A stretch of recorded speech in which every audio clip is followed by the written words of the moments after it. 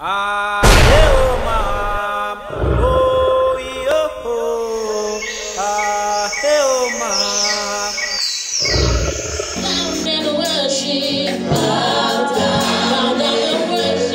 hungry today, wait and see. Hallelujah. You might be starving today, but wait and see. Hunger comes in a society. It drives people to do things that are obscene. As he was saying to his disciples, the time has come for separation.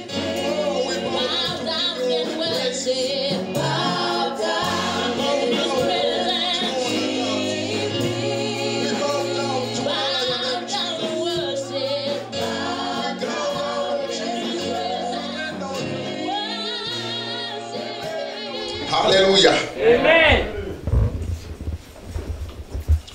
Today, the theme of the message today is when hunger strikes. Hallelujah. Amen. Hallelujah. Amen. When hunger strikes. Hallelujah. Amen. Hallelujah. Amen. I would love to preach with you today. Amen. Amen. I want to be with you. I want to be part of you. As I am already part of you. And you are part of me. Let us take the kingdom of God to another level. Hallelujah. Amen. I said the theme of today is when hunger strikes. Amen. Amen. Hunger is a situation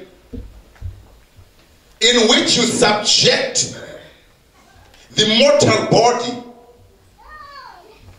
into lack of its usual supplies. And when the body is subjected into such an environment, number one, it loses strength. Hallelujah. Amen.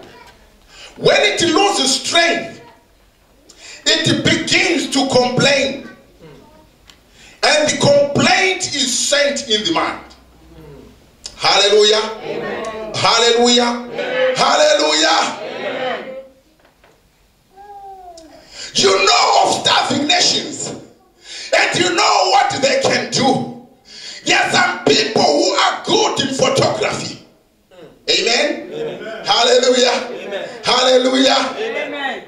There are people who are good in photography, who are bringing information about starving nations. And when you look on TV, the person who is moving about is somebody who has got 1,000 pounds in the pocket. Is somebody who has got a big belly. Is somebody who is strong, well nourished, well dressed, well fed. But if you look at the people he's addressing, they are a people of a low caliber. They are a people of low esteem. They are a people of big and malnourished tummies. You can count their ribs. And these people cannot be put to order. If you say queue here, there is no queue. Everyone is rushing to take a portion. There is no order. Hallelujah. And the recipient need to be obedient to take the instructions of the Lord so that they can see the power of the Lord in their lives. Now when Naaman was there, as big as he was, as authoritative as he was, as powerful as he said he was, man of God was in the house.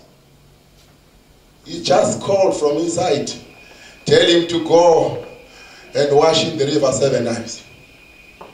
The Trinity. Hallelujah. He says, Peter, in this world that I'm leaving you, you cannot survive unless you know the Father. And then you know me. And then you know the Holy Spirit. Then you shall be complete. Hallelujah. Amen. Hallelujah. Amen. This was a recipe that the Lord prepared for Peter. Then after that, when Peter had followed the instruction, when Peter had gone and brought about the fish, to my surprise, all were big fish. What a blessing.